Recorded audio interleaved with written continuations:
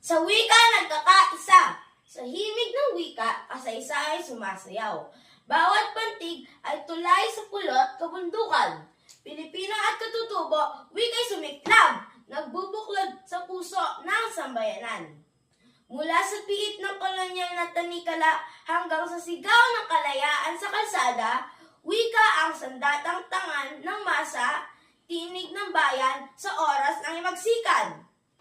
Sa Ilocano, sa Waray, sa Kapampangan, sa Cebuano, Tausug at Maranao, lahat nagkakaisa sa iisang layon, isang bansang malaya at makatarungan.